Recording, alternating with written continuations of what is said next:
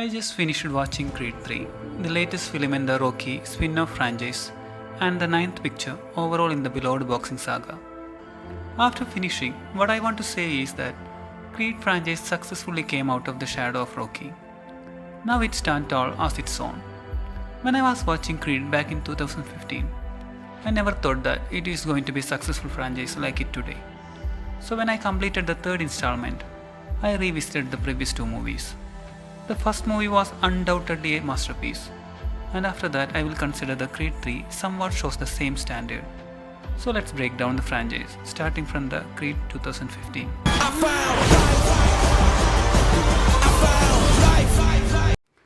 This is a crowd pleaser that takes its time building its character-driven universe. Creed begins with Donnie's past, where young, orphaned Adonis Johnson is visited in juvenile hall by Apollo Creed's widow, Mary Ann. Mary Ann adopts the young man, a product of an affair Apollo had before he was killed in the ring by Drago in Rocky IV. Creed shows Donnie fighting in Mexico, before returning to his job in Los Angeles 12 hours later. After quitting his white-collar job, Donnie decided to become a full-time boxer. For that, he moved to Philadelphia and tracked down Rocky and tell him to help to pursue the career.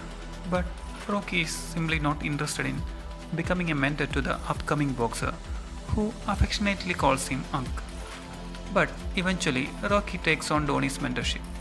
The events after that leads to an offer to fight boxing champ Ricky Conlan. In parallel, Donnie also met downstairs neighbor Bianca, played by Tessa Thompson, a hearing-impaired singer and composer whose loud music keeps Donnie from getting the required sleep he needs for his training. Director Coogler relishes this love story as much as his action sequences.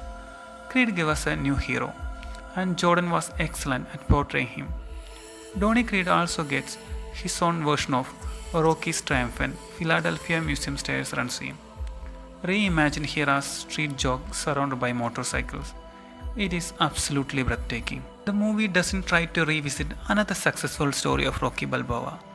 Instead, it pushed Balboa to the side of the ring, while newcomer Adonis Johnson takes center stage.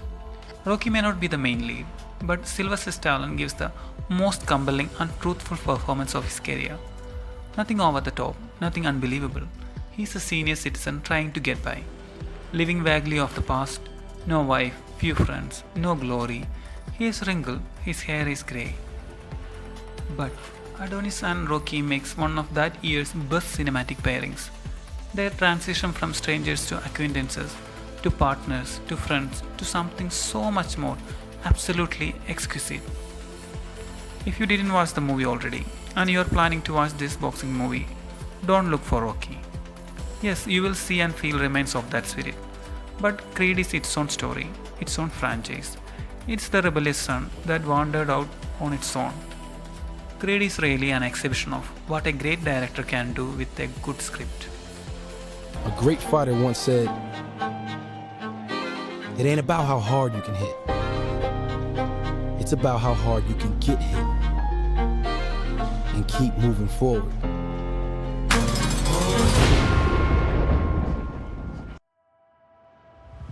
2015's Creed had one very valuable asset in its corner, Ryan Coogler, the director of Fruitvale Station, and after Creed he went on to direct Black Panther. He is one of the biggest talents of his generation, and somehow turned a very unpromising Rocky spin-off into a stunning emotional movie to rival the 1976 classic that birthed it. Creed 2 does not have Coogler. This is not heavyweight the first film was, but it retains a lot of elements to make a sequel that is less surprising and more generic, but still a huge amount of fun. With this sequel, however, the Creed franchise seems destined to travel the same road the Rocky franchise did. The intensely personal and original vision of its creator is slowly being corrupted by the fan service. Coogler originally used Rocky IV as his jumping off point. Director Stephen Caple Jr.'s sequel is practically a remake that demanded by fans who immediately wished for a matchup between the sons of Apollo Creed and Ivan Drago after watching Creed. Creed 2 opens not with Donnie but with Drago, who is mercilessly training his son Victor. In keeping with the sins of the father theme, Drago wants to use his son to get back in the Russian good graces he lost when Rocky defeated him. The film becomes a story of sons trying to step out of their father's shadow. Creed wants to defeat Drago to prove himself a worthy successor to his father, and in revenge for his dad's death. Drago wants to win so that his father might finally respect him, because even giant punching machines need love. Adonis' motivations are less compelling here than they were in Creed, especially in the way they were sidelined his relationship with the pregnant Bianca. 3 years from the first movie, Adonis Creed is now the world champion. While all these spectacles plays out, Jordan and Thompson remind us that a normal beating heart exists underneath Creed 2. These two have such a wonderful chemistry together. He allows her to be tough. She allows him an unabashed vulnerability. Their relationship remains at the center of the film, forming a synthesis where we can't think of one without the other. The boxing scenes are serviceable and entertaining. There are moments, big and small, that are worth cheering for, which is more than you can ask for in a sequel. Not quite living up to its predecessor, the Rocky hardcore fanbase will still get a major kick at this nostalgic fight back. The first half missed the brilliance of Coogler, but it came back fighting in the second half. The most inventive thing about Creed 2 is the entrance of Adonis Creed into the arena for the film's climactic bout. The story gradually moves Rocky to the sidelines and gently pushing Creed to the fore, presumably in the hope that the series can continue without Stallone. He still gets some big moments, but he is far more a supporting character rather than the co-lead he was in Creed. This feels like Stallone handing over the gloves to Jordan, and they are going on to capable hands. Given the level of enjoyment to be had here and the charismatic and all-in performance by Jordan, Creed could go plenty more rounds on his own.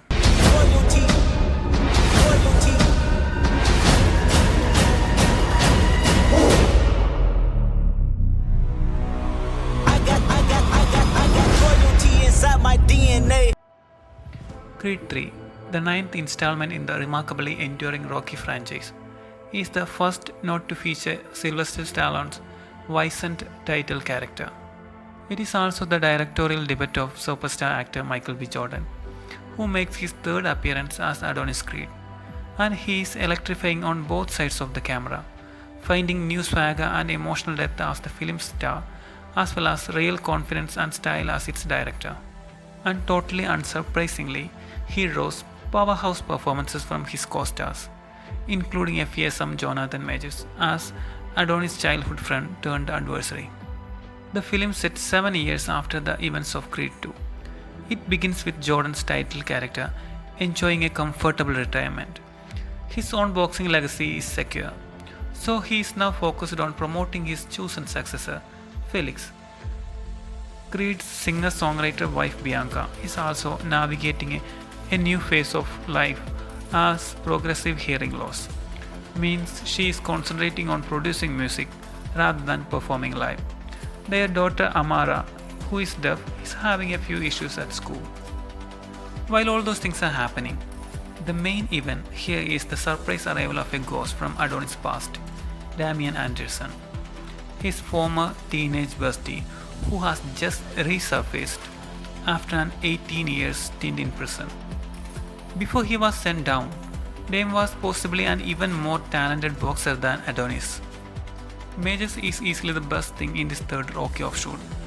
After serving 18 years in prison, Damian shows up at the training facility Adonis owns, hoping Adonis will help revive the boxing career that Damian dreamed of before he was imprisoned. Thanks to Major's prickly and unpredictable performance, we are both sympathetic to and wary of Dam. When the movie is at its best, Damian comes across as a villain, with a valid point. Interestingly, much like Jordan's Eric Killmonger did in Black Panther. Notably, missing from the film is Sylvester Stallone's Rocky Balboa. As much as I have enjoyed his rumbled appearances in the previous movies, I can't say he was missed here. It was time to move on. One bold move in this direction does work. A minute or so during Adonis and Damian's match, where everything outside of the ring fades to black, and objects from their shared past, such as the bars of a jail cell, enter the ring. But otherwise, Creed 3 continues the Creed 2's use of green screen background to fill in the arena. Jordan has long since proven himself as an actor of terrific charisma, versatility, and passion. With Creed 3, he shows he is just captivating on the other side of the lens. Let's hope there will be another outing in the franchise that will satisfy the ordinary moviegoers like me, not the fan servicing ones. By that, let's conclude the video. If you like the video, give a thumbs up and share your thoughts in the comment section. Subscribe for more videos, and thank you for watching. I feel those chains are breaking, yeah. I fear God, I don't fear death. I see those stripes and take a step.